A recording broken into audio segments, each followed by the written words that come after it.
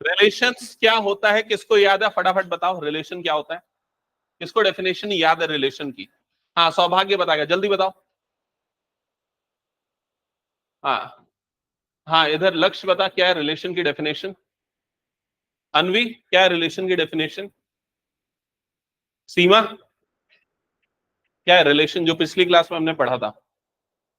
हाँ अनुष्का याद नहीं है डेफिनेशन?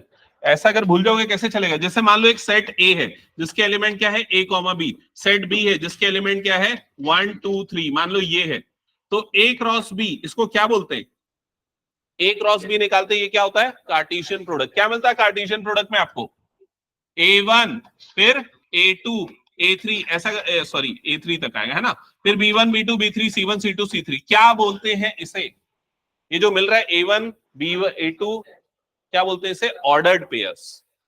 इसको बोला जाता है ऑर्डर्ड पेयर्स। ये जो मिल रहा है ना पेयर्स, इनको क्या बोलते हैं? Ordered pairs. अब रिलेशन क्या होता है पिछली क्लास में याद करना, मैंने बताया था relation is a subset of Cartesian product. Relation क्या होता है? कार्टेशियन प्रोडक्ट का सबसेट होता है। क्या ये क्लियर हो गया? ठीक है। अब अगर आपको ये पूछा जाता है कि ए में अगर 2 एलिमेंट, बी में अगर 3 एलिमेंट, तो ए क्रॉस बी में कितने एलिमेंट? तो कितना हो जाएगा? 6। दोनों को मल्टीप्लाई कर दो तो टोटल 6 एलिमेंट। कितने रिलेशन बनेंगे इसमें, कितने रिलेशन बन सकते हैं? तो 2 की पावर 6, कितने सबसेट उतने रिलेशन। याद आया थोड़ा बहुत? ठीक है। और रिलेशन ना ऐसे डिफाइंड होता है R from A to B. याद आया ये चीज? सेट ए के और सेट बी के एलिमेंट एक दूसरे से रिलेटेड होते हैं किसी ना किसी तरीके से। अब रिलेशन को रिप्रेजेंट करने के 3 तरीके हैं, कौन कौन से? Set builder form. Set builder form में हम एक्स और वाई के बीच में क्या रिलेशन है वो बताते हैं। दूसरा कौन सा है? Roster form. रोस्टर फॉर्म में हम एलिमेंट को लिख देते हैं कॉमा करके। और तीसरा एरो डायग्राम। याद आया ये चीज? तो अगर रिलेशन पता है तो फंक्शन बनेगा। अब ये बताओ रिलेशन में डोमेन, रेंज और कोडोमेन याद है? हाँ चलो बताओ क्या होगा। मान लो मैं एक रिलेशन आर लिख रहा हूं और ये रिलेशन आर जो है ये डिफाइंड है एन टू एन में, जिसके एलिमेंट है 1 2 3 4 5 6। That's it. ये इस रिलेशन के एलिमेंट है और ये मैंने कौन से फॉर्म में लिखा है? रोस्टर फॉर्म में। ठीक है। अब अगर मैं पूछता हूं इसका डोमेन क्या है तो क्या होगा आंसर? 1 3 5। पहले आने वाले एलिमेंट के सेट को क्या बोलते हैं? डोमेन। इसका रेंज क्या है? 2 4 6।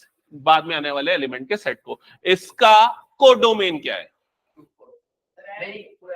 कोडोमेन क्या है? ये पूरा जो सेट होता है उसको क्या बोलते हैं? उसका कोडोमेन। याद आया ये चीज? अगर मैं पूछता हूं 1 की इमेज क्या है तो आंसर क्या होगा? 2। क्योंकि 1 ये वाले पहले वाले एलिमेंट को क्या बोलते हैं? Pre image. दूसरे वाले को क्या बोलते हैं? उसकी इमेज। ये सब चीजें समझ में आ गई, याद हो गई? क्योंकि फंक्शन पढ़ने के लिए ये चीजें समझना जरूरी है। ठीक है। तो अब आते हैं फंक्शन पे, तो हेडिंग डालो फंक्शन।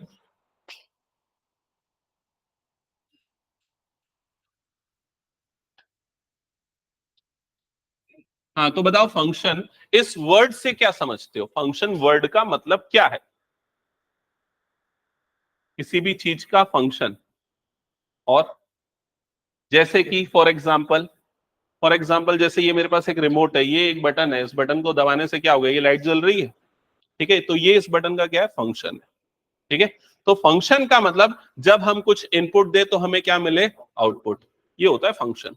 अब मैथमेटिक्स में फंक्शन का क्या मतलब है? जैसे मैंने लिख दिया f of x is equal to x square. यहां पर मेरा इनपुट एक्स है और ये पूरा मेरा क्या हो गया? आउटपुट हो गया। क्लियर ये चीज? तो अगर मान लो मैं इनपुट पे देता हूं 1, मतलब एफ ऑफ 1, ये बता रहा है इनपुट 1 है तो आउटपुट क्या मिलेगा? 1 का स्क्वायर। तो क्या हो जाएगा? 1। मेरा इनपुट अगर 2 है तो क्या हो जाएगा? 2 का स्क्वायर, मतलब क्या हो जाएगा? 4। इनपुट 3 है तो क्या आ जाएगा? आउटपुट 9। समझ में आ गया ये चीज? तो मैथ्स में फंक्शन का ये मतलब होता है कि आप कुछ इनपुट दे रहे हो, उसका क्या मिलेगा? आपको आउटपुट मिलेगा। क्या ये क्लियर हो गया? ठीक है। अब यहां पर जो इनपुट जो होता है, ये इनपुट एक सेट से बिलोंग करता है और जो आउटपुट होता है वो भी एक दूसरे सेट से बिलोंग करता है। जैसे अगर मान लो यहां पर मैं इनपुट जो दे रहा हूं वो कौन से नंबर दे रहा हूं? Natural number. आउटपुट में भी मुझे क्या मिल रहा है, नेचुरल नंबर। तो ये जो फंक्शन है ये दो सेट्स पे डिफाइंड है, एक नेचुरल नंबर और दूसरा वाला सेट भी क्या है, नेचुरल नंबर। क्लियर हो गया ये चीज? तो ये मैथ्स में फंक्शन हो गया। अब फंक्शन रिलेशन से कैसे रिलेटेड है वो इसकी डेफिनेशन से आएगा। ठीक है, तो लिखो फंक्शन की definition.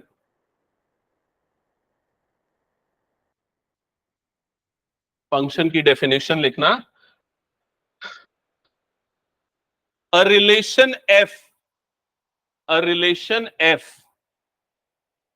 a relation f from set A to set B, from set A to set B,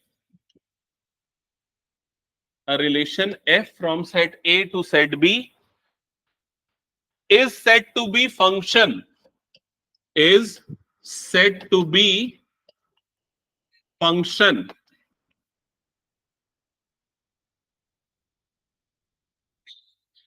is said to be function if every element of set A, if every element of set A has one and only one image in set B, has one and only one image in set B. लिख लिया सबने? तो इस definition को एक बार पढ़ो और क्या समझ में आया बताओ। अब तुम लोग मुझे एक्सप्लेन करके बताओ कि फंक्शन क्या होता है डेफिनेशन से।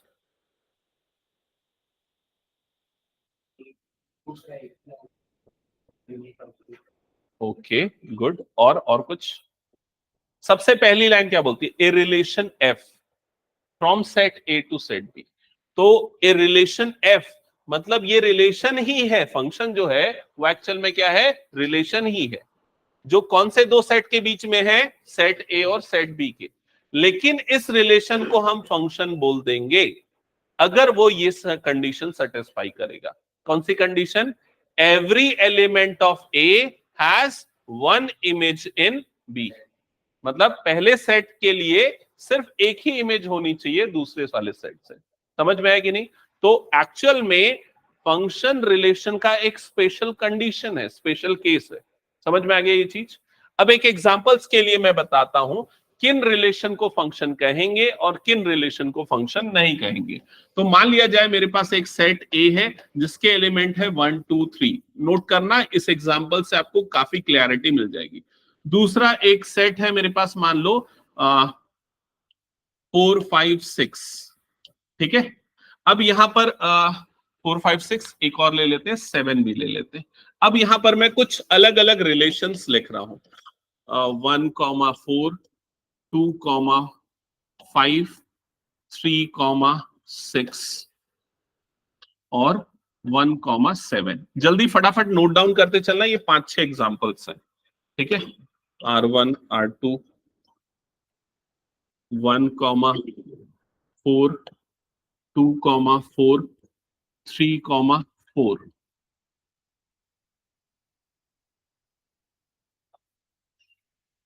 टू कॉमा फोर 1 4 और उसके बाद 2 5। That's it. R3 1 4 2 4 3 4। Next R4 1 4 2 5 3 6। R5 1 4 2 5 3 4 1 7। ये मैंने कुछ रिलेशंस लिखे हैं।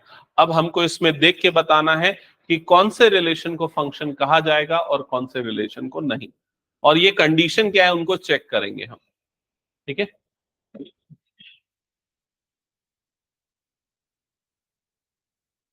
नोट कर लिया सबने?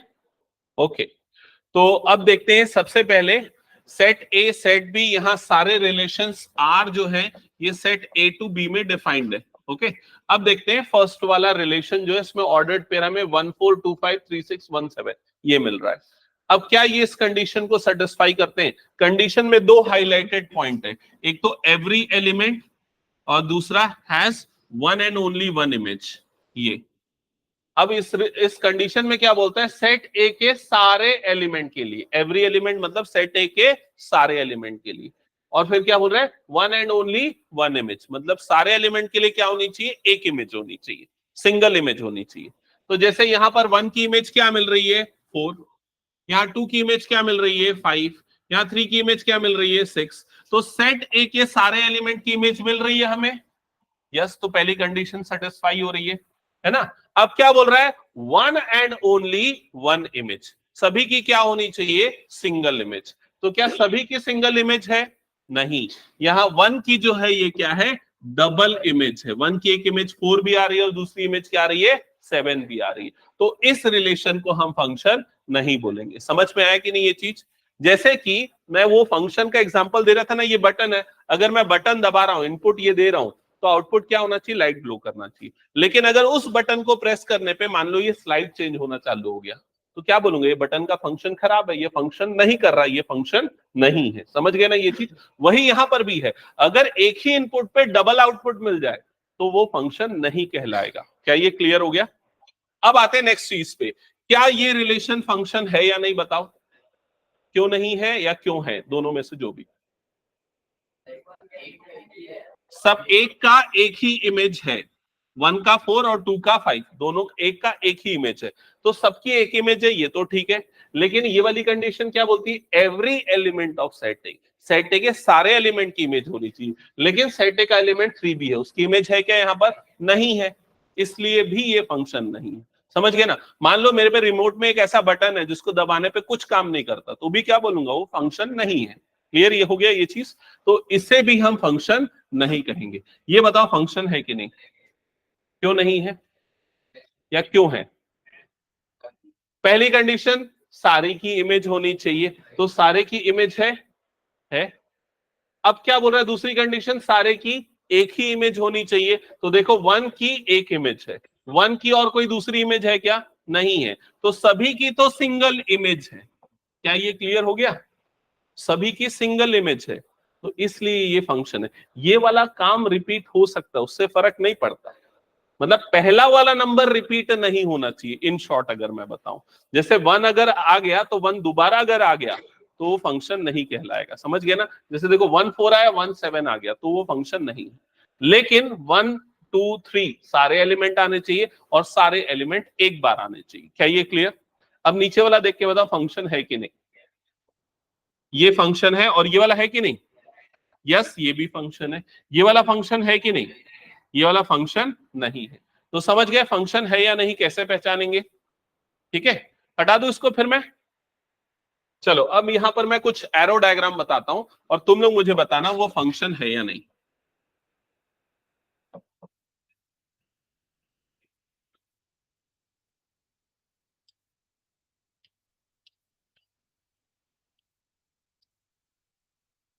That's it. ये फंक्शन है या नहीं बताओ? है या नहीं?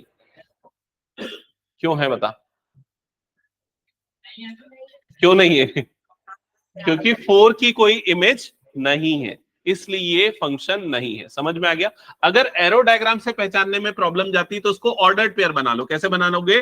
1a 2b और ये क्या हो जाएगा? 3b। तो सभी की सिंगल इमेज तो मिल रही है, लेकिन 4 की कोई इमेज नहीं मिल रही है। ओके, अब अगर मान लो ऐसा हो जाता, ये इधर जाता और ये एरो इधर आ जाता, अब बताओ ये फंक्शन होता कि नहीं?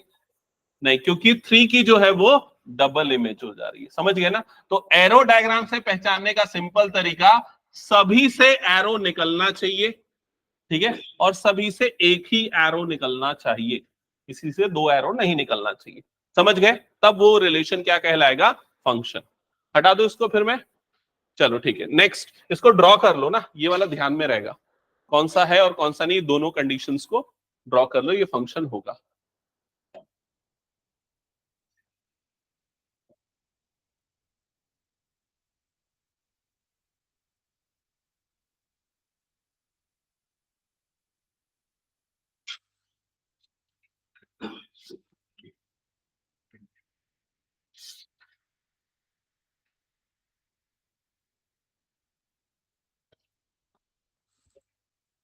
हो गया। अब आते हैं कुछ चीजों पे, रिप्रेजेंटेशन पे कि कैसे रिप्रेजेंट किया जाता है। जैसे देखो यहां पर ये 1, A, ये दो सेट थे मेरे पास, सेट ए था, दूसरा सेट बी था, और एक फंक्शन है एफ जो इन दोनों सेट्स पे डिफाइंड है, ए टू बी में डिफाइंड है। ये क्लियर सबको? ये फंक्शन है। अब मैं क्या बोलूंगा कि 1 की इमेज मुझे क्या मिल रही है, ए। तो इस तरीके से लिखेंगे 1, A बिलोंग्स टू एफ, ऐसा लिखते हैं ना। इसको लिखने का एक और तरीका होता है, f of 1 is equal to a, मतलब 1 की इमेज क्या आ रही है, ए। ये तरीका भी अप्रोप्रिएट है। जब भी मैंने तुम लोगों को एग्जांपल दिया था, याद होगा, f of x is equal to x square, तो मैं इस तरीके से रिप्रेजेंट किया। तो फंक्शन को ऐसे भी रिप्रेजेंट करते हैं, ऐसे भी करते हैं, और ऐसे भी कर सकते हैं। क्या ये क्लियर हो गया? ये नोट कर लो सारे तरीके लिखने के, ठीक है। फिर उसके फटाफट जल्दी जल्दी करते जाना, और बहुत सारी चीजें बतानी है अभी मुझे। इसके बाद एक और चीज, डोमेन और रेंज और कोडोमेन तो याद होगा। वो सारी चीजें जो रिलेशन के लिए जैसी थी, फंक्शन के लिए भी वैसी रहेगी, ठीक है।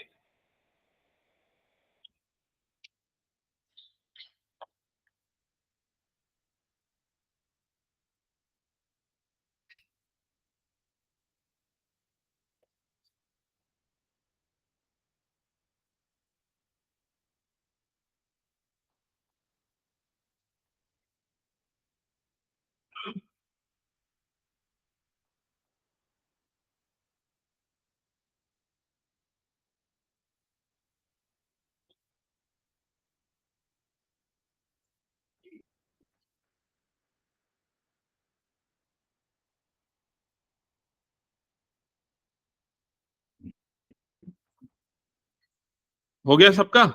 अब एक चीज मैंने यहां पर लिखी है, इसका आंसर मुझे समझ के बताओ। क्या लिखा है मैंने? एक रिलेशन है सेट ए से बी के बीच में।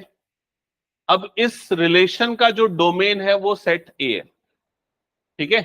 और उस सिचुएशन में आपको बताना है ये जो रिलेशन आर है वो क्या होगा, क्या वो एक फंक्शन होगा, क्या वो एक फंक्शन नहीं होगा, क्या वो रिलेशन होगा, या फिर हम नहीं बता सकते। क्या होगा सही आंसर? हाँ, कौन सा option, A B C D? तो फंक्शन होने की दो कंडीशन होती है। पहली कंडीशन क्या बोलती है, सारे एलिमेंट की इमेज होनी चाहिए। सारे एलिमेंट की अगर इमेज है तो उस सिचुएशन में ये जो पहले वाले एलिमेंट का जो सेट बन रहा है वो क्या होता है, उसका डोमेन। अगर ये वाला जो सेट जो है, डोमेन जो है, ये किसके बराबर हो जाए, ए के बराबर हो जाए। रिलेशन का जो डोमेन है वो किसके बराबर हो जाए, सेट ए के बराबर हो जाए। तो फर्स्ट वाली कंडीशन तो ट्रू हो गई ना, रिलेशन के फंक्शन होने की, सारे एलिमेंट की क्या मिल रही है, इमेज, ठीक है। और दूसरी कंडीशन क्या होती है कि सभी की वन इमेज होनी चाहिए। तो क्या वो कंडीशन हम चेक कर सकते हैं इसको देख के? नहीं चेक कर सकते। तो ये फंक्शन होगा ये बोलना गलत होगा, फंक्शन नहीं होगा ये बोलना भी गलत होगा, ठीक है। लेकिन ये रिलेशन तो होगा ही होगा। क्यों होगा? क्योंकि यहां रिलेशन डिफाइंड है, तो इसलिए क्या हो जाएगा इसका ऑप्शन सी। रिलेशन है, इट इज श्योर, बट वो रिलेशन फंक्शन भी हो सकता है। क्या ये क्लियर हो गया सबको?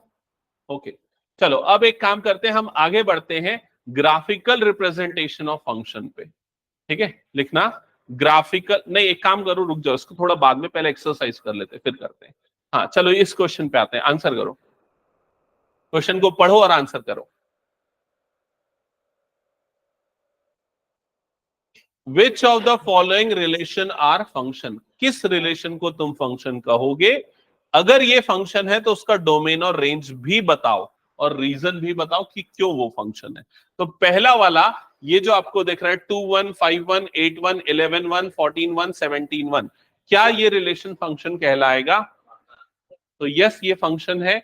यहां पर सिर्फ हम एक ही कंडीशन चेक कर सकते हैं, सबकी सिंगल इमेज है कि नहीं। तो देखो कोई भी एलिमेंट रिपीट नहीं हो रहा, मतलब ये फंक्शन है। अब इसका डोमेन क्या है, 2, 5, 8, 11, 14, 17, और इसका रेंज क्या है, 1। क्या ये क्लियर हो गया? सेकेंड वाला बताओ, ये रिलेशन फंक्शन है या नहीं? 2, 1, 4, 2, 6, 3, 8, 4, 10, 5, 12, हाँ ये भी एक फंक्शन है। लास्ट वाला नहीं है क्योंकि 1 की डबल इमेज आ रही। क्लियर? नेक्स्ट क्वेश्चन पे आते हैं, चेक करो। हाँ, ये क्वेश्चन थोड़ा सा मुश्किल है, इसके लिए काफी चीजें और पढ़ानी पड़ेगी, बाद में देखते हैं। इस पे पहले आते हैं। ये तो फालतू सा क्वेश्चन है, इसमें क्या बोल रहा है, ये एक फंक्शन दिया हुआ है और ये चीजें निकालो। वो पॉलिनोमियल में क्लास 9th में करते थे ना, एक्स की जगह पे क्या डाल देना, 0, तो क्या मिल जाएगा, एफ ऑफ 0। कर लोगे ये? ठीक है, इसको कर लेना। ओके, नेक्स्ट क्वेश्चन पे आगे बढ़ते हैं। ये है क्वेश्चन, ये भी वही क्वेश्चन है। देखो, ये टेम्परेचर जो है वो कन्वर्जन का फॉर्मूला है सेल्सियस से फ़ारेनहाइट में। तो टी का मतलब है, टी एक फंक्शन है, किसका फंक्शन है, सेल्सियस का। T of C is equal to 9c/5 plus 32। अब आपको क्या बोल रहा है, टी ऑफ 0 निकालना है। कैसे निकालोगे बता दो। सी की जगह पे क्या डाल दोगे, 0। तो टी ऑफ 0 की वैल्यू कितनी हो जाएगी, 0। ये पूरा 0 हो जाएगा, तो क्या बचेगा, 32। बना लोगे ये क्वेश्चन? ठीक है, तो ये क्वेश्चन भी मैं होमवर्क के लिए छोड़ रहा हूं। ठीक है, अब ये वाला बताओ क्या लिखा है, the value of C when T of C is equal to 212। क्या करोगे इसके लिए, टी ऑफ सी की जगह पे क्या पुट कर देना, 212। तो ये क्या हो जाएगा, 212 9c/5 प्लस 32। सॉल्व करोगे तो क्या मिल जाएगा, सी। क्या ये बना लोगे? छोड़ दो ये सारे क्वेश्चन ना, नेक्स्ट आगे बढ़ते हैं। अब ये डोमेन और रेंज वाला क्वेश्चन है, ये सब आ गया। ठीक है, इसको हम अब पढ़ने के लिए अब वो देखते हैं, टाइप ऑफ फंक्शन जो मैं बोल रहा था। ठीक है, तो हेडिंग डालना, some standard types of function, some standard type of functions. ठीक है, अब इसमें सबसे फर्स्ट लिखना आइडेंटिटी फंक्शन, आइडेंटिटी फंक्शन। तो ये सब आपकी बुक्स में गिवन है, ठीक है, लेकिन उसको फिर भी हमें लिखना है और समझना है क्या क्या होता है, क्योंकि ये सब इसके क्वेश्चन एनसीईआरटी में नहीं दिए, लेकिन वो आरडीआरएस अलग अलग बुक में आएंगे, समझना। तो f of x is equal to x, अगर कोई फंक्शन ऐसा है तो उसे आइडेंटिटी फंक्शन कहते हैं। लिख लो, f of x is equal to x. लिख लिया? अब यहां पर फंक्शन डिफाइंड होना चाहिए, कहां से कहां पे डिफाइंड है, तो आर टू आर। तो ये वाले आर का मतलब क्या है बताओ तो, रियल नंबर। तो दो आर अलग अलग जगह पे यूज होते हैं, कई जगह पे रियल नंबर का आर होता है, कई जगह पे रिलेशन वाला आर होता है, तो कंफ्यूज नहीं होना है। क्लियर ये चीज? ओके, अब इस फंक्शन का हमें ग्राफ प्लॉट करना है। यह भी अलजेब्रिक रिप्रेजेंटेशन है, इसका ग्राफिकल रिप्रेजेंटेशन हमें समझना है। तो कैसे बनाएंगे इसका ग्राफ बताओ। ग्राफ बनाना आता है, फंक्शन का ग्राफ बनाना? क्या करते हैं, कुछ नहीं करते।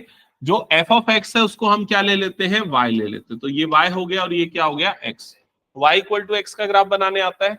ग्राफ बनाने के लिए क्या करना पड़ेगा, पहले एक्स एक्सिस, फिर क्या आ जाएगा हमारे पास, वाई एक्सिस। ये क्लियर? फिर उसके बाद ये डब्बा बना के जो हम क्लास 9 10 में करते थे, एक्स और वाई ये वैल्यू निकालते थे। एक्स 0 क्या आ जाएगा, वाई 0। एक्स की वैल्यू 1, वाई की वैल्यू 1, एक्स की 2 वैल्यू, वाई की वैल्यू 2। समझ में आ गई ये चीज? फिर जब पॉइंट्स को ज्वाइन करेंगे तो ज्वाइन करने पे हमें ये ग्राफ मिल जाएगा और ये ग्राफ ऐसा बनेगा। क्या ये सबको क्लियर हो गया? ठीक है, पक्का?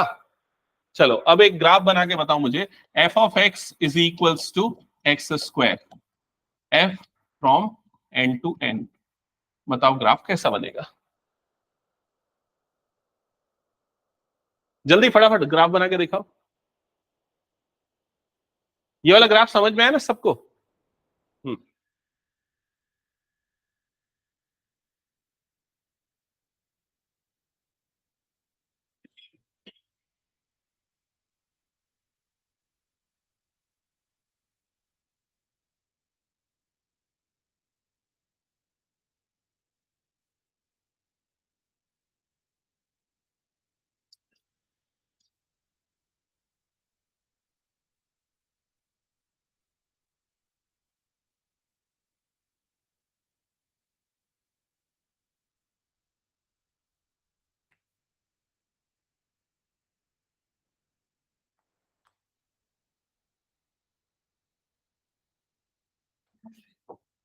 हम्म। क्या बात कर रहे हो, कैसा बनेगा? अच्छा, ओके, चलो इधर देखो। मैं सोच रहा था कुछ और गलती करोगे, तुमने कुछ अलग ही लेवल की गलती की हो।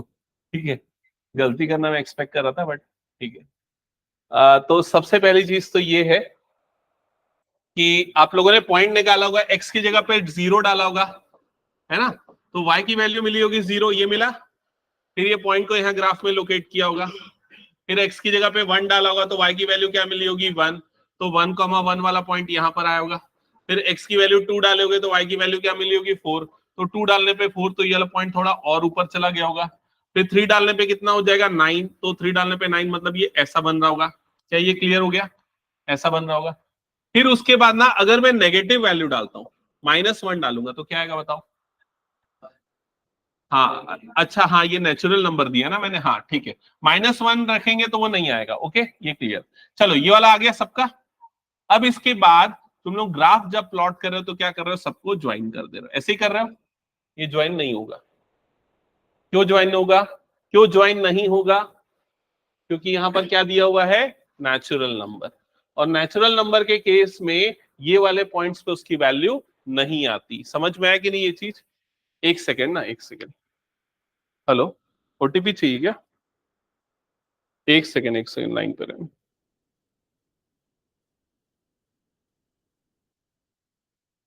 2160। ठीक है।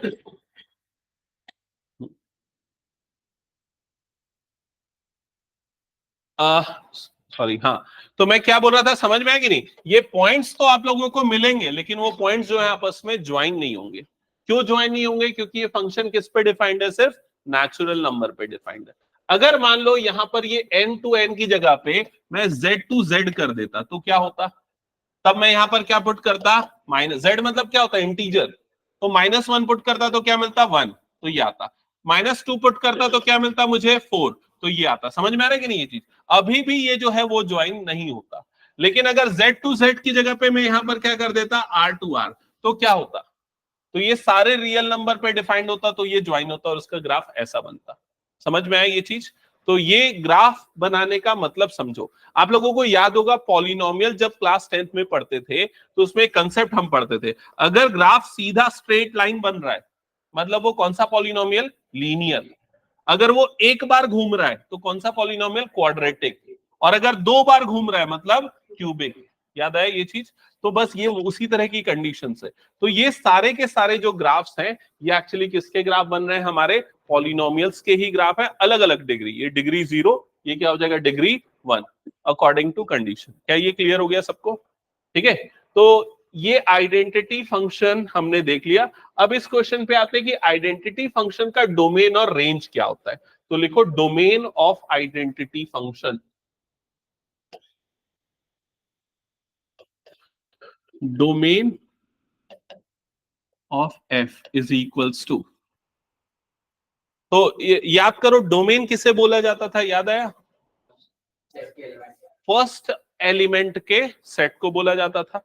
तो वो जो फर्स्ट एलिमेंट है, जैसे मान लो कोई फंक्शन है एफ, है ना? उसमें बहुत सारे एलिमेंट आ रहे हैं, जैसे 1a, 2b, 3c, ऐसा बहुत सारा आ रहा है। तो उसका मतलब क्या है? 1 का इमेज क्या आ रहा है यहाँ पर? a। 2 का इमेज क्या आ रहा है? b। तो ये जो एलिमेंट है, इनके सेट को क्या बोलते हैं? डोमेन बोलते हैं। क्या ये क्लियर? तो यहां पर डोमेन किसे बोला जाएगा? जो x की वैल्यू है वो क्या हो जाएगा? इसका डोमेन। तो x की वैल्यू क्या हो सकती है? क्या हो सकती? कुछ भी हो सकती है। -इंफिनिटी से लेके +इंफिनिटी, सारे रियल नंबर हो सकते हैं। नहीं आया समझ में? देखो, यहां पर f of x is equal to x, ये फंक्शन है मेरा। ठीक है, मतलब जो इनपुट दोगे वही क्या मिलेगा आपको? आउटपुट मिलेगा। तो अगर मैं x1 दूंगा तो आउटपुट क्या मिलेगा? 1। 1.1 दूंगा तो आउटपुट क्या मिलेगा? 1.1। सारी वैल्यू दे सकता हूं मैं यहाँ पर x की। समझ में आई ये चीज? तो यहाँ पर इसका डोमेन क्या हो जाएगा? सारे रियल नंबर। तो इसका आंसर होगा set of all real number, या सिंपली उसके हम क्या लिखेंगे? r। ठीक है। वैसे ही अगर मैं इसके रेंज की बात करता हूं कि इसका आइडेंटिटी फंक्शन का रेंज क्या होगा, तो ये भी क्या हो जाएंगे? सारे रियल नंबर r। अब आपका क्वेश्चन आ रहा होगा कि ये हमेशा r आएगा रियल नंबर, या अलग होगा? तो भाई अगर मान लो आपका फंक्शन ऐसा हो जाता है, f of x is equal to √x, मान लो ऐसा हो जाता, और यदि फंक्शन होता रियल से रियल में डिफाइंड, तो इसका डोमेन क्या लेते? तो उसका डोमेन हम सारे रियल नंबर नहीं ले सकते थे। क्यों नहीं ले सकते थे? क्योंकि नेगेटिव नंबर पुट करने पे रूट के अंदर पे क्या आ जाता है, नेगेटिव, मतलब क्या बन जाता है वो, इमेजिनरी। तो उस सिचुएशन में इसका डोमेन हम क्या लेते, डोमेन हो जाता आपका आर प्लस। आर प्लस का मतलब क्या होता है, पॉजिटिव रियल नंबर। समझ में आ गया ये चीज? तो अब आपको डोमेन अलग तरीके से समझना है। अब आपको ये सोचना है डोमेन मतलब एक्स की वो वैल्यू जिस पे ये फंक्शन आपको वैलिड आउटपुट दे। समझ गए ना ये चीज? जैसे कि एक्स की वैल्यू अगर मैं -1 डालूंगा तो वो क्या हो जाएगा, इमेजिनरी, इनवैलिड। ठीक है। अगर मान लो मेरा function f of x is equal to 1/x है, इसका डोमेन क्या है अगर मैं पूछूं, तो कौन से इनपुट डालने पे ये वैलिड होगा? सारे इनपुट डालने पे, एक नंबर को छोड़ के। वो कौन सा है? 0। क्योंकि 0 डालने पे ये क्या हो जाएगा, नॉट डिफाइंड। तो वो उसको छोड़ के बाकी सारा नंबर क्या हो जाएगा मेरे लिए, डोमेन हो जाएगा। समझ गए ना ये चीज? तो अब डोमेन का मतलब क्या है, एक्स की वो वैल्यू जिस पे आपको वैलिड आउटपुट मिले। तो इसलिए सारे रियल नंबर पे आपको वैलिड आउटपुट मिल रहा है, इसलिए इसका डोमेन क्या होगा, set of all real number. क्या ये क्लियर हो गया सबको? चलो क्लियर हुआ तो ये बताना, अगर मान लो फंक्शन है f of x is equals to 2x + 1, क्या होगा इसका डोमेन, बताओ क्या होगा इसका डोमेन? एक्स की सारी वैल्यू के लिए डिफाइंड होगा ये, तो क्या हो जाएगा, ऑल रियल नंबर्स, खत्म। अगर मान लो फंक्शन ऐसा है f of x is equal to 3x² - 1, बताओ क्या होगा डोमेन? ये भी सारे रियल नंबर, एक्स की सारी वैल्यू डालो आपको क्या मिलेगा, रियल मिलेगा। अगर मान लो फंक्शन ऐसा है f of x is equal to 1/x - 3, बताओ क्या होगा डोमेन इसका? इसका डोमेन होगा, इसका डोमेन होगा ऑल रियल नंबर्स -3, मतलब 3 को छोड़ के, set of all real number except 3। 3 को छोड़ के कुछ भी डालो ये वैलिड होगा। समझ में आ गए? तो डोमेन अब मतलब आप ये समझोगे कि एक्स की वो वैल्यू का सेट जिसपे फंक्शन क्या हो, डिफाइंड हो। क्लियर हो गया ये चीज? अब जैसे कि अगर मान लो आपके पास ये आता है एक फंक्शन, सोच समझ के बताना, f of x is equal to √x - 2, बताओ इसका डोमेन क्या होगा? डोमेन मतलब एक्स के वो नंबर आपको पहचानने हैं जिसके लिए ये फंक्शन वैलिड हो। तो कौन सी वैल्यू पुट करने पे ये इनवैलिड होगा? कब इनवैलिड होगा? जब अंदर वाला नंबर क्या होगा, नेगेटिव। अंदर वाला नेगेटिव कब कब होगा? 0 डालूंगा तो भी नेगेटिव, 1 डालूंगा तो भी नेगेटिव, 2 डालूंगा तो 0 हो जाएगा, 3 डालूंगा तो पॉजिटिव हो जाएगा। तो 2 या उसके बाद के जो भी नंबर डालूंगा तो इसमें क्या मिलेगा, मुझे वैलिड आउटपुट मिलेगा, और उसके पहले पे क्या मिलेगा, मुझे इनवैलिड मिलेगा। तो उसका डोमेन क्या हो जाएगा, 2 से लेके इंफिनिटी तक के सारे नंबर। समझ में आया कि नहीं ये चीज? तो ये हो जाएगा मेरे पास इसका डोमेन। क्या ये क्लियर हो गया सबको? थोड़ी बहुत मुश्किल जाएगी, वो धीरे धीरे क्लियर होगा। तो ये हटा दो, कुछ डाउट इसमें और? हाँ, यहाँ स्क्वायर ब्रैकेट लगेगा इंक्लूडिंग 2। ठीक है, ओके। चलो सेकेंड टाइप के फंक्शन आते हैं। अभी मैंने कौन सा फंक्शन बताया, आइडेंटिटी। नेक्स्ट लिखना constant function. Constant function, constant function, तो नाम से ही क्लियर है, कांस्टेंट है ये फंक्शन। इस फंक्शन का आउटपुट कांस्टेंट है। इनपुट जो भी दो आपको आउटपुट में फिक्स्ड नंबर मिलेगा। क्या ये क्लियर हो गया? इसलिए मैंने उसको सी लिख दिया। अब सी कुछ भी हो सकता है, 1 2 3 4 5 कुछ भी हो सकता है। ठीक है, अब ये बताओ उसका ग्राफ कैसा बनेगा। चलो ग्राफ बताओ कैसा बनेगा।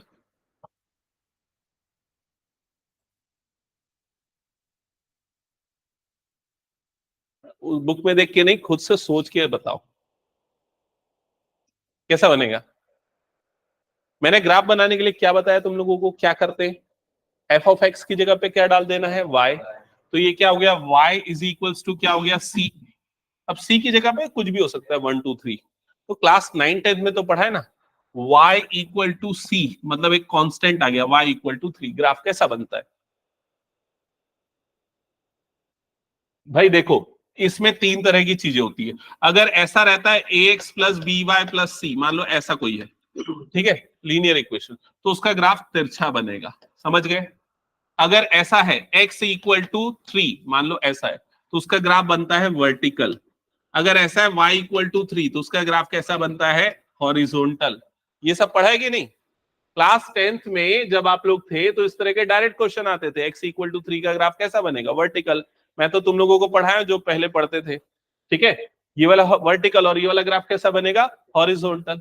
अब अगर मान लो कोई इक्वेशन ऐसी है जिसमें ax plus b y is equal to 0 है, मतलब c कांस्टेंट टर्म नहीं है, सिर्फ x और y वाली है, तो ग्राफ कैसा बनता है?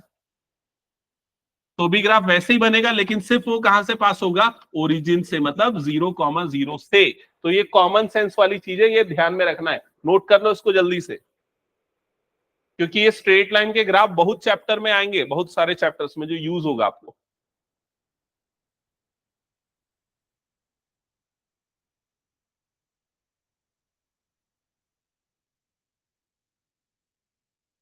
अनवी नोट नहीं किया इसको?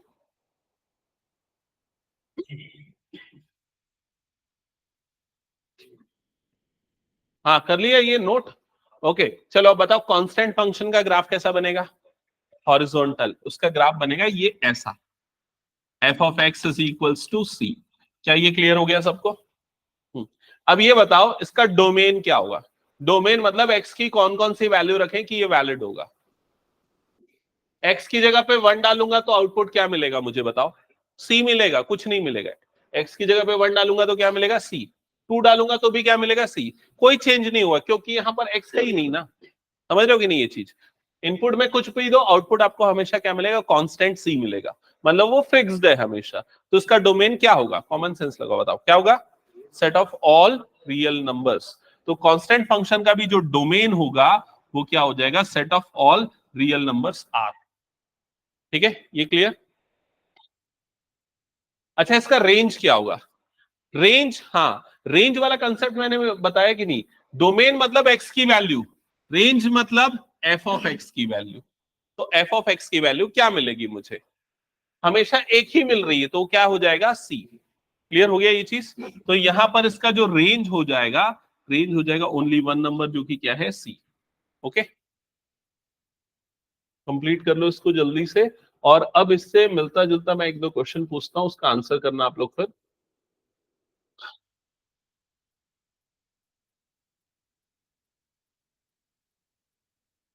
अच्छा चलो नेक्स्ट क्वेश्चन पे हम आ जाते हैं। नेक्स्ट है पॉलिनोमियल फंक्शन तो हो गया, एक सबसे इंपॉर्टेंट फंक्शन है जिसका नाम है मॉडुलस फंक्शन, वो लिखो। हेडिंग डाला मॉडुलस फंक्शन। अब ये जो मॉडुलस फंक्शन है ना, ये कम से कम 50 बार तुम लोग देखोगे अलग अलग चैप्टर में, अलग अलग जगह पे, तो अच्छे से समझना क्या होता है। तो f of x is equal to, ये दो डंडी और बीच में आएगा एक्स। फिजिक्स में पढ़ा है क्या मॉडुलस वगैरह? नहीं पढ़ा। मैग्नीट्यूड वगैरह पढ़ा है क्या? साइन को वो पॉजिटिव बना देता है। यस। तो ये जो दो डंडी है ना, इसको मॉडुलस बोलते हैं, है ना। मॉड भी, शॉर्ट में मॉड भी बोलते हैं। उसके अंदर जो भी नंबर होता है उसको वो क्या बना देता है, पॉजिटिव। जैसे कि मान लो मैं इनपुट दे रहा हूं 2, तो ये क्या हो गया, एफ ऑफ 2। तो मॉड 2 करेगा, तो मॉड 2 खुद ही पॉजिटिव है तो क्या हो जाएगा, 2। अगर मैं इनपुट पे देता हूँ -3 तो क्या हो जाएगा, एफ ऑफ -3। तो यहाँ पर क्या आ जाएगा, मॉड -3, तो फिर इसकी वैल्यू कितनी आ जाएगी, 3। क्या ये समझ में आ गया? ये इसका फंक्शन है, इनपुट देखेगा, चेक करेगा, उसको पॉजिटिव बना देगा। ये समझ गए? अब ये फंक्शन काम कैसे करता है, ये काम कैसे करता है फंक्शन, वो समझते हैं। तो इसको समझने के लिए ना हम इसका इंटरनली ये देखते हैं। ये सबसे पहले क्या करता है, एफ ऑफ एक्स, वो ये देखता है कि इनपुट जो हम एक्स दे रहे हैं वो कैसा है। कैसा है मतलब पॉजिटिव है कि नेगेटिव है। अगर मान लो वो पॉजिटिव है, मतलब ग्रेटर देन 0 है, तो उसमें कोई चेंज नहीं करता। इनपुट 2 है, पॉजिटिव है, तो आउटपुट में भी क्या दे देगा, 2। क्या ये क्लियर? और अगर मान लो इनपुट नेगेटिव है, नेगेटिव मतलब लेस देन 0, जैसे यहां पर इनपुट क्या था, लेस देन 0, -3 था, तो उसको प्लस बनाने के लिए वो क्या करेगा, एक और माइनस से मल्टीप्लाई कर देगा, तो माइनस माइनस क्या हो जाएगा, वो प्लस। तो इसका मतलब इनपुट, अच्छा मैंने यहाँ 2 लिख दिया, यहां पर क्या आ जाएगा, एक्स। इनपुट अगर पॉजिटिव है तो एक्स, अगर पॉजिटिव है तो क्या आ जाएगा, एक्स। और अगर एक्स नेगेटिव है तो उसको क्या, किससे मल्टीप्लाई कर देगा, माइनस से, तो वो क्या बन जाएगा, -x। समझ में आया? तो कभी भी मॉड एक्स अगर दिखेगा तो मतलब आपको ये समझना है उसकी वैल्यू या तो एक्स होगी या फिर क्या हो जाएगी, -x। -x कब होगी, जब इनपुट एक्स क्या है, नेगेटिव। समझ गया ना ये चीज? अब इसका ग्राफ बना के दिखाओ कैसा बनेगा। हाँ हाँ, कैसे बनेगा इसका ग्राफ? इसका ग्राफ बनेगा दो अलग हिस्सों में। कैसे दो अलग हिस्सों में बनेगा? तो देखो यहां दो हिस्से हो गए, ये y एक्सिस हो गया, एक ये वाला हिस्सा। ये हिस्सा वो है जब x क्या है, 0 से बड़ा है, समझ गए ना, ये वाला हिस्सा। और ये वाला हिस्सा क्या है, जब x 0 से छोटा है। क्या ये क्लियर? तो ये वाले हिस्से के लिए अगर ग्राफ बनाना है तो मैं फंक्शन ये वाला मानूंगा, समझ गए कि नहीं ये चीज? तो y इज इक्वल टू क्या ले लूंगा मैं, x। तो y is equal to x का ग्राफ कैसे बनता है, पॉइंट्स जल्दी बताओ। x की वैल्यू 1 तो y की वैल्यू क्या आ जाएगी 1, x की वैल्यू 2 तो y की वैल्यू क्या आएगी 2। ऐसा बनेगा ग्राफ इसका। ये बन गया y is equal to x का ग्राफ। अब दूसरा वाला जब x लेस देन 0 है तो मैं फंक्शन क्या लूंगा, ये वाला लूंगा। ये वाला लूंगा तो y इज इक्वल टू क्या हो गया मेरे पास, माइनस एक्स। तो अगर मैं x की वैल्यू 1 डालता हूं, नहीं x 1 नहीं डाल सकता मैं। क्यों नहीं डाल सकता 1? क्योंकि x किससे लेना है, 0 से छोटा। तो क्या डालूंगा x की जगह पे, -1। तो x अगर मैं -1 लेता हूं तो y क्या मिलेगा, +1 मिलेगा। +1 मतलब ये यहां पर आ जाएगा, समझ गए ना। x अगर -2 लूंगा तो y की वैल्यू क्या आ जाएगी, +2। तो उसका ग्राफ कैसा बनेगा, ऐसा v वाला। क्या ये क्लियर हो गया? ठीक है, अब ये क्लियर हो गया तो मेरा नेक्स्ट क्वेश्चन ये है, इसका डोमेन क्या होगा।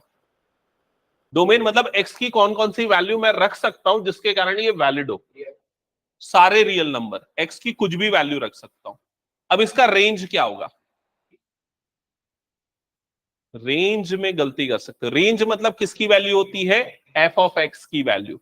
और एफ ऑफ एक्स की वैल्यू क्या हो सकती है, जो भी होगी, लेकिन हमेशा क्या होगी, वो पॉजिटिव। उसका रेंज क्या हो जाएगा, ऑलवेज पॉजिटिव रियल नंबर। क्या ये क्लियर हो गया सबको?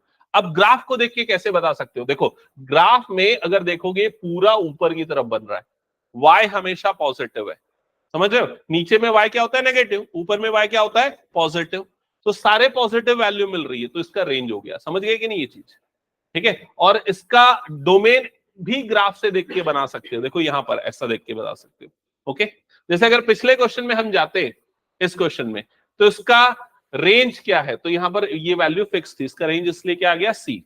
उसके और पहले वाले क्वेश्चन में जाते हैं, इसका रेंज क्या है, उसका रेंज देखो नीचे से लेके ऊपर तक पूरा वैल्यू है, इसलिए क्या हो जाएगा, -इंफिनिटी से +इंफिनिटी। अगर मान लो किसी फंक्शन का ग्राफ ऐसा बन रहा है और आपको पूछता है इसका रेंज क्या होगा बताओ, तो देख के बता दोगे क्या होगा इसका रेंज, 0 से लेके infinity, all positive values. Clear हो गया ये चीज? तो दैट्स इट, ये सिंपल सा तरीका है रेंज समझने का ग्राफ से। अब ये ग्राफ बना लो फटाफट और उसका डोमेन और रेंज लिख दो।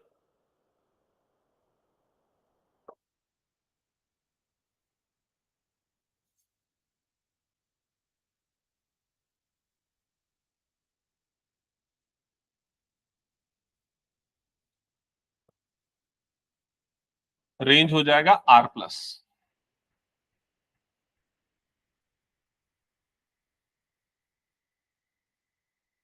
हो गया, नोट कर लिया सबने?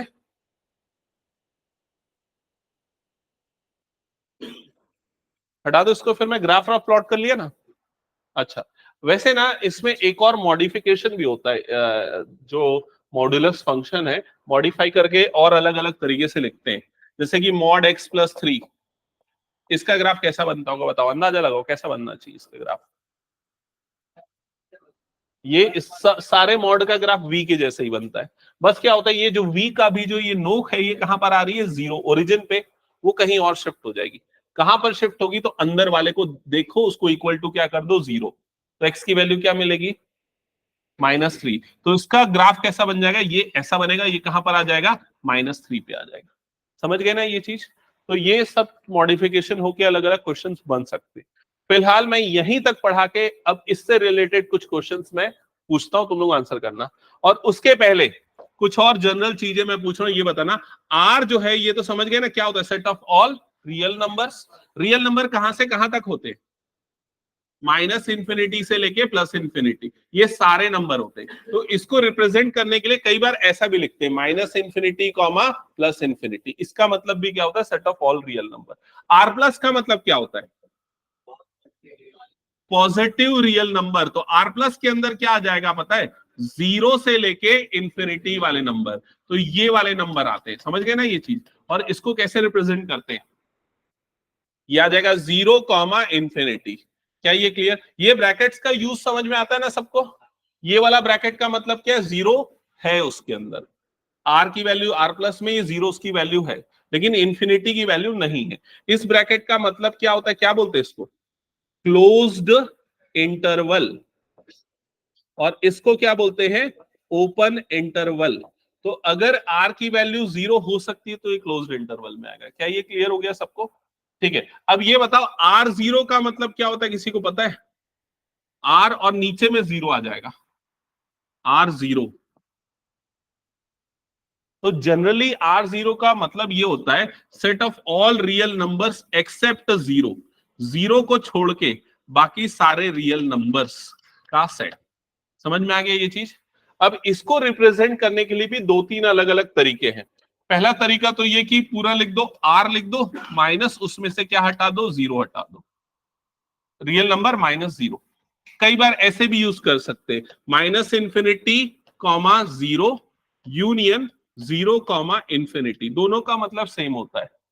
माइनस इंफिनिटी से 0 मतलब ये बता रहा है, 0 इसमें इंक्लूड नहीं, 0 से लेके इंफिनिटी वो बता रहा है। समझ गए ना ये चीज? ठीक है, अगर मान लो मुझे ऐसे किसी नंबर को रिप्रेजेंट करना है जो जिसकी वैल्यूज कुछ ऐसी है, -3 से लेके 5 के बीच में है और 7 से लेके इंफिनिटी के बीच में। मान लो कोई ये नंबर है, ये ऐसा आ रहा है और यहां पर ये ऐसा आ रहा है। ठीक है, मान लो आपके पास आता है कि x की वैल्यू ये वाली है, माइनस इंफिनिटी से 5 के बीच में और 7 से लेके इंफिनिटी के बीच में। तो आप उसको कैसे रिप्रेजेंट करोगे? आप लिखोगे -3, 5। इसका मतलब क्या है, ये -3 उसमें इंक्लूड होगा, और ये वाले ओपन बबल का मतलब क्या है, 5 उसमें इंक्लूड नहीं होगा। और यहां पर क्या लिखा है, 7 से लेके इंफिनिटी, तो 7 कॉमा इंफिनिटी आएगा, 7 उसमें इंक्लूड होगा और इंफिनिटी उसमें इंक्लूड नहीं होगा, और दोनों को मिलाना है, मतलब यहां पर क्या आ जाएगा, यूनियन। ठीक है, तो ये सब हमने पढ़ा है, चैप्टर 1 में भी पढ़ा है और पहले एक बार और कभी मैं पढ़ाया था। ठीक है, लीनियर इनइक्वालिटी जब पढ़ाया था तब। ठीक है, तो जिनको अगर ये क्लियर नहीं तो मैं बाद में और डिटेल में इसको डिस्कस कर लूंगा एक बार, बट ये सारे नोटेशंस आपको अभी यूज होंगे इसलिए मैं बता रहा हूँ। ओके, चलो अब आते हैं उन क्वेश्चंस पे जो मैं बोल रहा था डिस्कस करना है। जैसे कि अगर मान लो आपको ऐसा दिया है, f of x is equals to root 3 minus x, मान लो ये लिखा है, आपको क्वेश्चन में पूछते हैं इसका डोमेन बताओ, तो क्या होगा इसका डोमेन?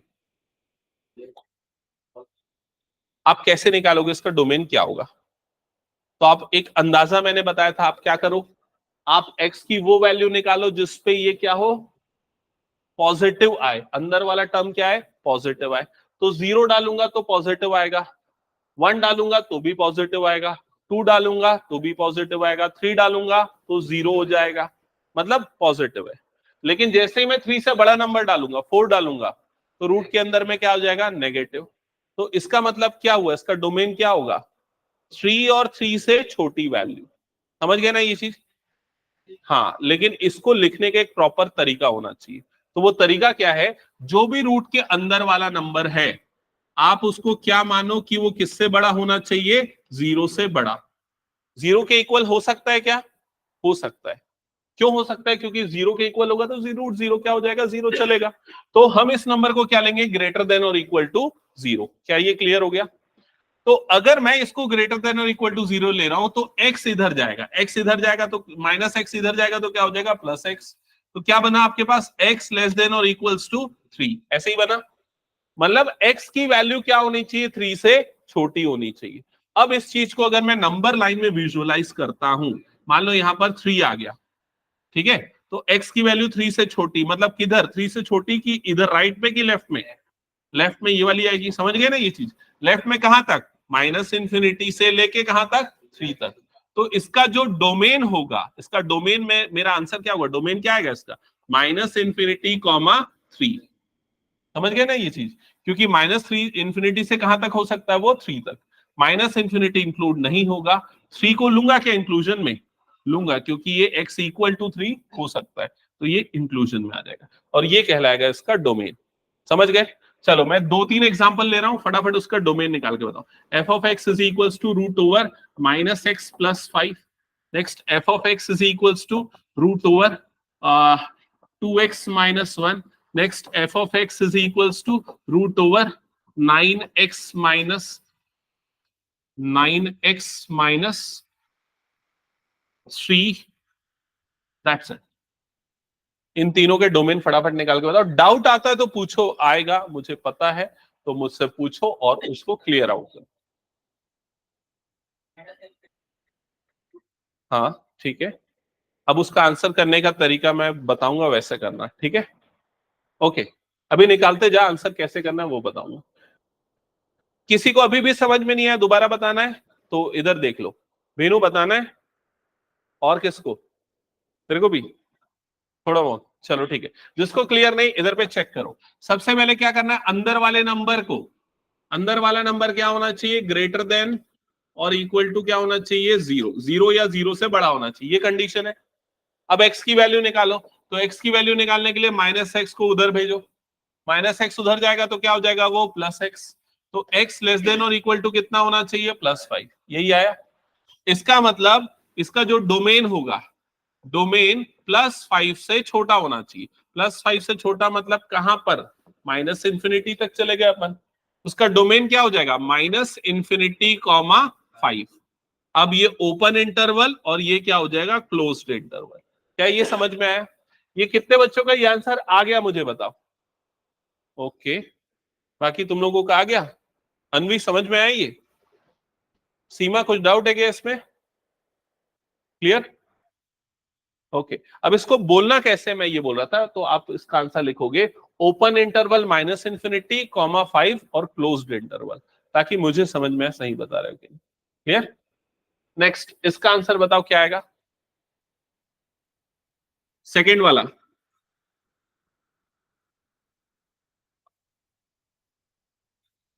ओके, तो 2x-1 इसको क्या किया, ग्रेटर देन और इक्वल टू 0, ऐसा किया। तो 2x क्या आ गया, ग्रेटर देन और इक्वल्स टू 1, ये ऐसा आया। तो x क्या आ गया, ग्रेटर देन और इक्वल टू 1/2, चेक करो ये आया क्या, यहां तक हो गया। अब इसके बाद ये बना नंबर लाइन। अब ध्यान देना, यहां गलती करोगे, ये 1/2 कहां पर आ गया, यहां पर।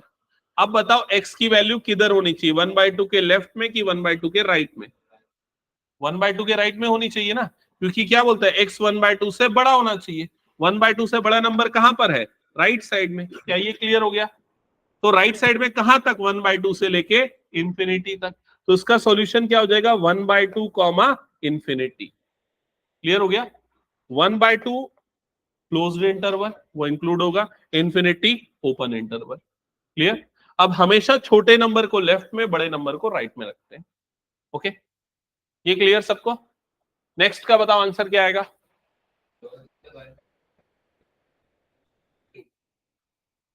ओके, तो सबसे पहले 9x-3 ग्रेटर देन और इक्वल टू 0, ये क्या होगा? फिर क्या हो गया, 9x ग्रेटर देन और इक्वल टू 3, तो x क्या आ गया, ग्रेटर देन और इक्वल टू 9, 3/9 मतलब कितना आ गया, 1/3। तो x ग्रेटर देन और इक्वल टू 1/3। फिर वही ग्राफ में देख लो, तो 1/3 से क्या होना चाहिए, बड़ा होना चाहिए, तो ये वाला और ये आ जाएगा ऐसा। क्या ये क्लियर? चलो जल्दी से फिर नेक्स्ट 2-3 क्वेश्चन और दे रहा हूं, फटाफट बना के बताओ।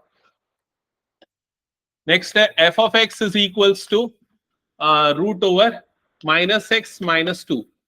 नेक्स्ट है f(x) is equals to 1/√(x+1).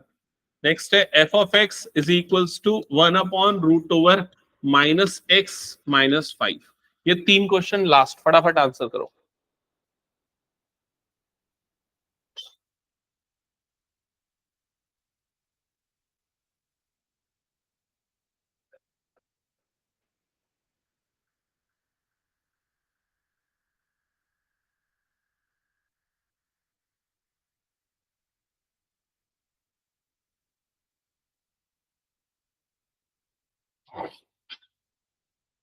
तीनों बन गया?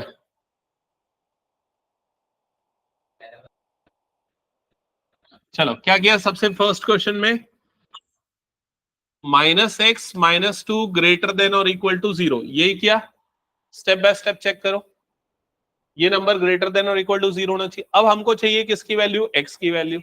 तो -x को उठा के इधर भेजो, तो क्या हो जाएगा, ये +x लेस देन और इक्वल टू क्या आ गया, -2, चेक करो। आया यहां तक?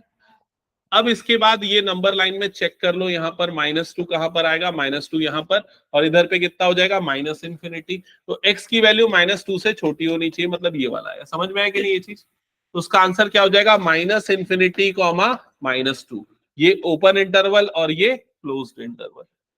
चेक कर लो इस किसका पूरा सही, फाइनल आंसर तक। ओके ठीक है। निखिल क्या गलती कर रहा है, चेक करो। सीमा क्या गलती है बताओ।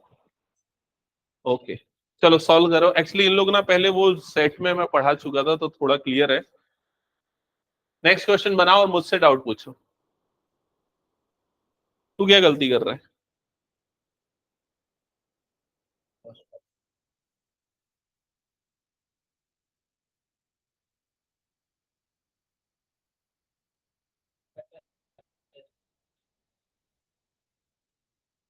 क्या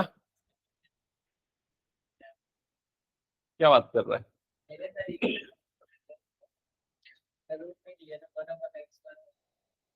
हाँ तो अच्छा ये बताओ सेकंड क्वेश्चन में शुरुआत कैसे कर रहे हो? मैंने क्या बोला, मैंने ये बोला कि हम x ऐसी वैल्यू चूज करना है जिसपे ये फंक्शन क्या वैलिड। समझ गए ना?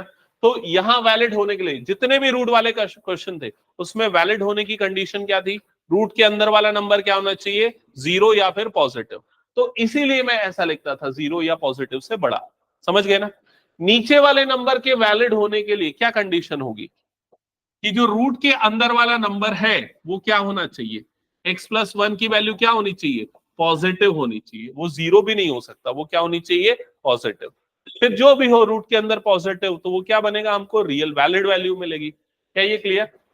अब बताओ x+1 ग्रेटर देन 0, तो x की वैल्यू क्या आएगी, +1 को उधर भेज दो तो ये क्या आ जाएगा, -1। तो x की वैल्यू क्या होनी चाहिए, -1 से ग्रेटर। अब नंबर लाइन में देखो -1 कहां पर है, तो -1 मान लो यहां पर आ रहा है और x -1 से बड़ा होना चाहिए, मतलब इधर होना चाहिए। तो x की वैल्यू कहां से कहां तक जाएगी, -1 से, -1 है ना, है क्या, -1 से लेके इंफिनिटी ये होनी चाहिए। हाँ इक्वल्स टू नहीं है तो इसलिए मैं लगाऊंगा ये, -1 से बड़ा होना चाहिए, तो -9, 0.9 भी तो हो सकता है ना, -0.9 भी लूंगा तो भी तो वो बड़ा आएगा ना। समझ रहे कि नहीं? तो ये आ जाएगा ओपन इंटरवल। तो ये बस डिफरेंस होगा इसमें। जब भी ये डिनोमिनेटर में आएगा रूट वाला तो बस आपको क्या करना है, इक्वल टू 0 नहीं लेना है, ग्रेटर देन 0 लेना है। क्या ये क्लियर हो गया सबको? नेक्स्ट वाले का आंसर क्या आएगा, कैसे सॉल्व करोगे, क्या लोगे इसमें, -x -5 ग्रेटर देन 0, 0 से बड़ा होना चाहिए। फिर -x इधर गया तो क्या हो जाएगा x, और यहां पर लेस देन क्या हो जाएगा ये -5। क्या ये क्लियर हो गया? अब बताओ क्या होगा इसका आंसर, -∞ से लेके -5, और जिसमें दोनों में क्या लगेगा, ओपन इंटरवल, क्योंकि -5 के बराबर भी नहीं हो सकता वो। क्या ये क्लियर हो गया लॉजिक? ओके नेक्स्ट क्वेश्चन पे आते हैं। अब ये बताना मुझे इसका आंसर क्या होगा, डोमेन क्या होगा, f(x) is equals to 1/2x+3। बताओ जल्दी से डोमेन।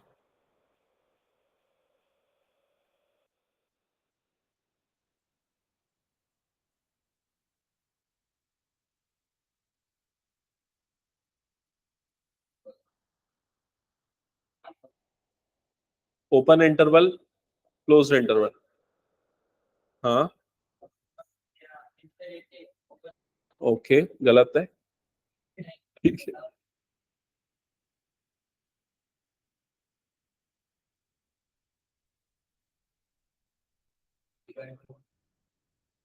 गलत है।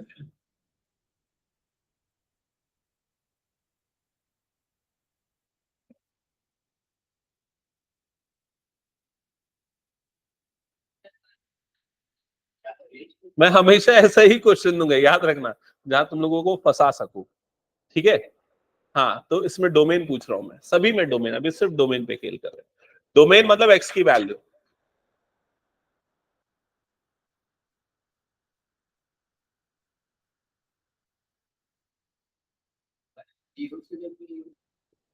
नहीं, क्या है, हो गया आंसर? नहीं, गलत है। तो मैं इसका आंसर बताता हूं, इसका करेक्ट आंसर होगा r माइनस माइनस 3/2। कैसे? क्योंकि वो जो भी तरीका मैंने बताया उन सारे क्वेश्चन में क्या लगा था, रूट, तो इसलिए उसको हम क्या लेते थे, वो 0 से बड़ा होना चाहिए। यहाँ रूट नहीं लगा है, तो यहाँ सिर्फ एक ही कंडीशन है, डिनोमिनेटर 0 नहीं होना चाहिए।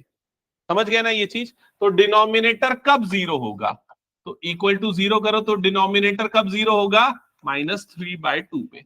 तो इसको छोड़ के कुछ भी रखो x की वैल्यू, ये क्या होगा, वैलिड। समझ गए कि नहीं? ये चीज नहीं है समझ में? आ गया ना समझ में? मतलब कंडीशन सिंपली आपको ये चेक करनी है कब वैलिड है फंक्शन, तो उसके लिए मैंने देखा कब इनवैलिड है, तो ये रखने पे इनवैलिड होगा। ठीक है, उसको छोड़ के सारे। और अगर रूट आ जाता तो वही तरीका हम क्या करते हैं, 2x + 3 ग्रेटर देन 0, ये लेके सॉल्व कर लेते। समझ गए? तो ऐसा करके अलग अलग क्वेश्चन में फंसाएगा, आपको समझना है।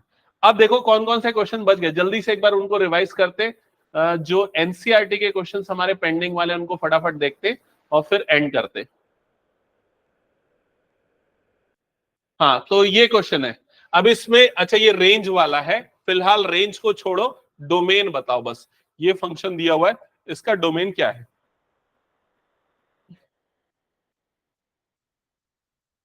डोमेन मतलब एक्स की कौन सी वैल्यू रखने पे ये वैलिड होगा, एक्स की कौन सी वैल्यू रखने पे ये वैलिड होगा या कौन सी वैल्यू रखने पे इनवैलिड होगा? क्यों भाई? 2/3 भी रख दे तो क्या हो जाएगा, वो 0 होगा ना, 0 तो वैलिड है ना, नीचे 0 नहीं आना चाहिए। अगर ऐसा रहता ना, ऐसा रहता तो तेरा आंसर सही होता।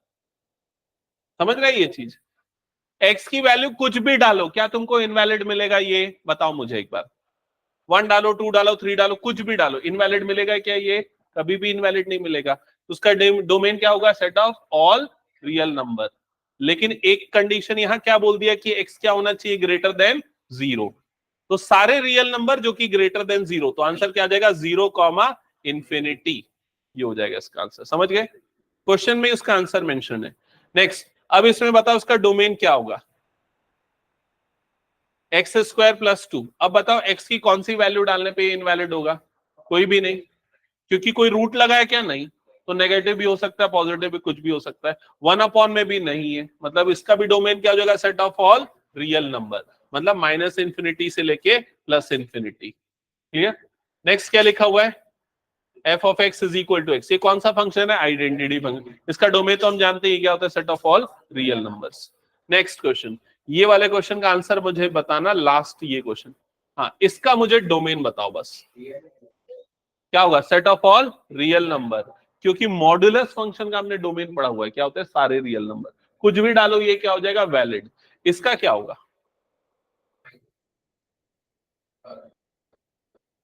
ये वाला प्रॉब्लम क्या है, देखो इसमें प्रॉब्लम क्या आ जाता है, इसमें क्या आ गया, क्वाड्रेटिक आ गया। समझ रहे हो ना ये चीज? अंदर पे क्या हो गया, क्वाड्रेटिक। मैंने रूल क्या बताया, जो भी रूट वाला नंबर होना चाहिए, रूट के अंदर होना चाहिए, वो क्या होना चाहिए, ग्रेटर देन और इक्वल टू 0। यही किया हमने प्रैक्टिस। अब यहां पर क्वाड्रेटिक है तो कैसे निकाले एक्स की वैल्यू, ये प्रॉब्लम आ गया। तो क्या करो, कुछ नहीं, x² को इधर भेज दो, तो x² क्या आ गया, लेस देन और इक्वल्स टू 9, यही आ गया। तो x की वैल्यू 2 आएगी, क्या आ जाएगी, एक +3 और दूसरी क्या आ जाएगी, -3। ठीक है, ये आ गया।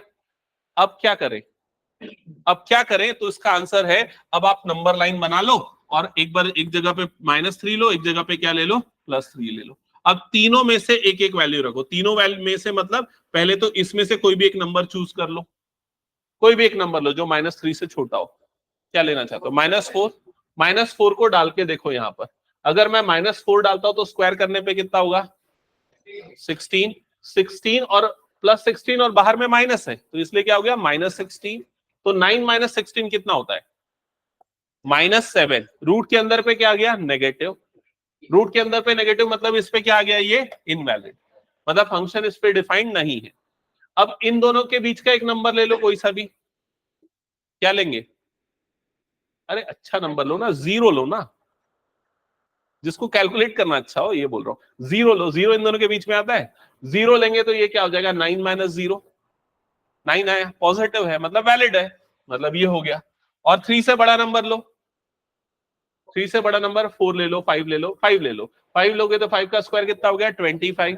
9 माइनस 25 क्या आया -16, नेगेटिव आया, नेगेटिव आया मतलब इस पे भी फंक्शन डिफाइंड नहीं है।